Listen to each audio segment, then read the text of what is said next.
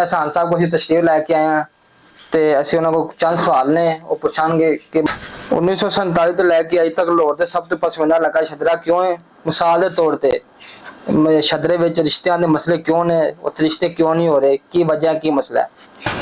अर्ज ये वे मलिक साहब कि रिश्तियां दा जिहड़ा मसला है ना शाहदरा वो इस करके भी ज्यादा है कि शाहदरा जिहड़ा वे उत्थे तकरीबन हर किस्म दी बुराई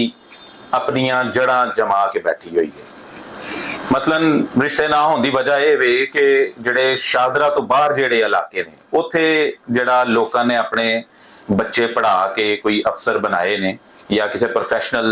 जिहड़ा वे वो डिग्रियां लैके दित्तियां ने उन्हां नूं ਤੇ ਉਹ ਜਦੋਂ ਵੇਖਦੇ ਨੇ ਕਿ ਸ਼ਾਹਦਰਾ ਦੇ ਵਿੱਚ ਅਗਰ ਕ੍ਰਾਈਮ ਨੂੰ ਦੇਖੀਏ ਤੇ ਉਹਦੀ ਸਤਾ ਵੀ ਬਹੁਤ ਹਾਈ ਲੈਵਲ ਤੇ ਵੇ ਤੇ ਜੇ ਅਸੀਂ ਇਨਫਰਾਸਟ੍ਰਕਚਰ ਵੇਖੀਏ ਤੇ ਸ਼ਾਹਦਰਾ ਦੀ ਜਿਹੜਾ ਵੇ ਉਹ ਗਲੀਆਂ ਟੁੱਟੀਆਂ ਨੇ, ਬਾਜ਼ਾਰ ਟੁੱਟੇ ਨੇ, ਜਗ੍ਹਾ ਜਗ੍ਹਾ ਗੰਦਗੀ ਦੇ ਢੇਰ ਲੱਗੇ ਹੋਏ ਨੇ, ਪਾਣੀ ਜਿਹੜਾ ਪੀਣ ਵਾਲਾ ਪਾਈਪਾਂ ਦਾ ਉਹਦੇ ਚ ਗੰਦਾ ਪਾਣੀ, ਗਟਰਾਂ ਦਾ ਪਾਣੀ ਮਿਕਸ ਹੋ ਕੇ ਆਂਦਾ ਵੇ ਤੇ ਜਦੋਂ उस तो बाद क्राइम में फिर रोज मार धाड़ लगी है, लड़ाई परचे सारा कुछ चलता है। तो कोई भी मां प्यो कह लवो कि कोई भी मुहज्जब मां प्यो अपने बच्चियां नूं किसी ऐसी जगह च नहीं झोंकना चाहता जिथे मुसीबतां उहदे ते मंडलांदियां होण। तकरीबन 1947 दे विच जदों पाकिस्तान बनिया उदों छदरे च नलके लगे सन ते नलकियां च साफ पानी आंदा हुंदा सी, लेकिन अज जिहड़ा वे गटरां दा पानी मिक्स होके आंदा है ते असी अवाम भी इहदे च बराबर दे शरीक हां। हुण अवाम की करदी है कि शाहदरा दे जिहड़े सियासतदान आंदे ने उन्हां नूं वोट देंदे ने, वोट दे के उन्हां नूं कुर्सियां ते पांदे ने, और अरबां रुपया लुट के ते अपणियां जायदादां बना लैंदे ने। लेकिन शाहदरा च जिहड़ियां बेसिक जरूरतां ने, गंदा पानी, ओहदा ओह कोई हल नहीं कढदे। हुण तुसीं इह देखो कि जदों भी कोई सियासी नुमाइंदा आंदा है, सियासी नुमाइंदा आंदा है ते ओहदे लई ओह मिनरल वाटर दी बोतल लिया के रख देने अगे। भाई इन्नी जहलीत बेशर्मो, आप तुसी गंदा पानी पींदे हो ते सियासतदानां दे अगे तुसी मिनरल वाटर दी बोतल लिआंदे हो। ओए ओही गंदा टूटी दा भर के जग उन्हां दे सामने रखो, उन्हां नूं पता लगे कि एह ओह मसाइल ने जिहदे च एह अवाम घिरी होई है। फिर दूसरा असीं की काम करने आ, जदों सियासतदान दा जलसा कराना हुंदा वे अवाम ने या जी उन्हें आके वोट मंगने ने, उदों सफाइयां कराणगे, बड़ी कोई साफ सुथरी जगह लभणगे जिथे कोई गटर टुटा नहीं, जिथे कोई दूसरे मसाइल नहीं है, उत्थे कारपेट बिछाणगे, कुर्सियां लाणगे, स्टेज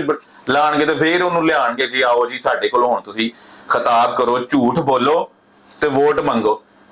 ਇਹ ਸਾਡੇ ਕੋਲ ਜਿਹੜਾ ਵੇ ਉਹ ਕਹਿ ਲੋ ਗੈਰਤ ਨਹੀਂ ਹੈ ਜਾਂ ਸਾਡੇ ਕੋਲ ਇਲਮ ਨਹੀਂ ਹੈ ਕਿ ਅਸੀਂ ਸਾਨੂੰ ਚਾਹੀਦਾ ਜਿੱਥੇ ਗਟਰ ਉਬਲਦੇ ਪਏ ਨੇ ਉੱਥੇ ਅਸੀਂ ਸਿਆਸਤਦਾਨ ਨੂੰ ਬੁਲਾਈਏ, ਇੱਥੇ ਆ, ਇੱਥੇ ਸਾਡੇ ਕੋਲ ਵੋਟ ਮੰਗ ਤਾਂ ਕਿ ਤੈਨੂੰ ਮਸਾਇਲਾਂ ਦਾ ਪਤਾ ਚੱਲੇ ਕਿ ਅਸੀਂ ਕਿੰਨਾ ਮਸਾਇਲ ਦੇ ਵਿੱਚ ਘਿਰੇ ਹੋਏ ਹਾਂ। ਲੇਕਿਨ ਇਹਦੇ ਵੱਲ ਸਾਡੀ ਕੋਈ ਤਵੱਜਾ ਨਹੀਂ। ਫਿਰ ਉਸ ਤੋਂ ਬਾਅਦ ਮਾਰ ਦਹਾੜੇ ਦੋ, ਤੁਸੀਂ ਕੋਈ ਪਹਿਲੇ ਤੇ ਅਦਮ ਬਰਦਾਸ਼ਤ ਬਹੁਤ ਜ਼ਿਆਦਾ ਹੈ ਸਾਡੇ ਇਲਾਕੇ 'ਚ, ਲੜਾਈ ਹੋ ਗਈ ਹੈ ਤੇ ਜਾਂ ਤੁਸੀਂ ਅਗਲੇ ਨੂੰ ਚਪੇੜ ਮਾਰਨੀ ਹੈ ਜਾਂ ਤੁਸੀਂ ਅਗਲੇ ਨੂੰ ਗੋਲੀ ਮਾਰਨੀ ਹੈ ਤੇ ਜੇ ਤੁਸੀਂ ਚਪੇੜ ਗੋਲੀ ਨਹੀਂ ਮਾਰਦੇ ਤਾਂ ਕਮ ਸੇ ਕਮ ਤੁਸੀਂ ਪਰਚਾ ਘਟਾਉਂਦੇ ਹੋ। ਇੰਜੀ ਦੂਸਰੇ ਪਾਸੇ ਵੀ ਸਿਆਸਤਦਾਨ ਮਜ਼ਾ ਲੈਂਦਾ, ਉਹ ਵੇਖਦਾ ਜਿਹਦੇ ਨਾਲ ਕੋਈ ਖਾ ਰਹੇ ਉਹ ਦੂਸਰੇ ਪਾਸੇ ਖਲੋ ਜਾਂਦਾ, ਉਹ ਫਿਰ ਐਸਾ ਸਿਲਸਿਲਾ ਚਲਾਉਂਦੇ ਨੇ ਕਿ ਉਹ ਫਿਰ ਇੱਥੋਂ ਤੱਕ ਮਸਾਇਲ ਜਿਹੜਾ ਨਾ ਉਹ ਵੱਧ ਜਾਂਦੇ ਨੇ। ਤੇ ਮਲਕ ਜਵੇਦ ਸਾਹਿਬ ਇਹ ਉਹ ਮਸਲੇ ਮਸਾਇਲ ਨੇ ਜਿਹਦੀ ਵਜ੍ਹਾ ਤੋਂ ਬਾਹਰ ਦੀਆਂ ਜਿਹੜੀਆਂ ਫੈਮਲੀਜ਼ ਨੇ ਉਹ ਘਬਰਾਉਂਦੀਆਂ ਨੇ ਤੇ ਤਾਂ ਕਰਕੇ ਉਹ ਸ਼ਾਹਦਰਾ ਰਿਸ਼ਤਾ ਨਹੀਂ ਦਿੰਦੇ। ਤੇ ਯਕੀਨ ਕਰੋ ਇਹ ਮਸਲਾ ਜਿਹੜਾ ਵੇ ਮੈਂ 2015 ਚ ਜਦੋਂ ਪਾਕਿਸਤਾਨ ਆਇਆ ਤੇ ਮੈਂ ਮਸਲਾ ਬੜਾ ਉਜਾਗਰ ਕੀਤਾ, ਮੇਰੀ ਉਦੋਂ ਦੀਆਂ ਅੱਜ ਵੀ ਫੁਟੇजेस ਪਈਆਂ ਨੇ ਕਿ ਸ਼ਦਰੇ 'ਚ ਮਿਹਨਤ ਤਾਂ ਕਰੀਏ ਅਸੀਂ ਕਿ ਇੱਥੋਂ ਦੇ ਕਮ ਸੇ ਕਮ ਰਿਸ਼ਤਿਆਂ ਦਾ ਮਸਲਾ ਹੱਲ ਹੋਵੇ। ਤੇ ਇੱਥੋਂ ਦੇ ਜਿਹੜੇ ਸਿਆਸਤਦਾਨ ਨੇ ਉਹਨਾਂ ਨੇ ਇੱਥੋਂ ਦੇ ਮਸਲੇ ਹੱਲ ਨਹੀਂ ਕੀਤੇ ਤਾਂ ਕਿ ਇਹ ਰਿਸ਼ਤਿਆਂ ਦਾ ਵੀ ਮਸਲਾ ਹੱਲ ਹੋਈਏ। ਇੱਥੋਂ ਦੇ ਸਿਆਸਤਦਾਨ ਡਾਇਸ ਤੇ ਖਲੋ ਕੇ ਜਲਸਿਆਂ ਤੇ ਕਹਿੰਦੇ ਨੇ ਕਿ ਤੁਹਾਡੇ ਬੱਚੇ ਜਿੱਥੇ ਯੂਨੀਵਰਸਿਟੀਆਂ ਕਾਲਜਾਂ 'ਚ ਪੜ੍ਹਦੇ ਨੇ ਨਾ ਉਹਨਾਂ ਨੂੰ ਕਹੋ ਉੱਥੇ ਹੀ ਇਸ਼ਕ ਪੇਚਾ ਲੜਾ ਕੇ ਤੇ ਉੱਥੇ ਹੀ ਵਿਆਹ ਕਰ ਲਓ ਤੇ ਤਾਂ ਕਰਕੇ ਤੁਹਾਡੀਆਂ ਬੱਚੀਆਂ ਜਿਹੜੀਆਂ ਨੇ ਉਹ ਅੱਛੇ ਘਰਾਂ 'ਚ ਜਾਂ ਬੱਚੇ ਅੱਛੇ ਘਰਾਂ 'ਚ ਉਹਨਾਂ ਦੀਆਂ ਸ਼ਾਦੀਆਂ ਹੋ ਜਾਣਗੀਆਂ, ਪੜ੍ਹੀ ਲਿਖੀਆਂ ਪੈਣ। ਇਹਨਾਂ ਕੋਲ ਇਹ ਹੱਲ ਜੀ, ਇਹ ਜਿਹੜੇ ਅਸੀਂ ਨਮੂਨੇ ਬਿਠਾਏ।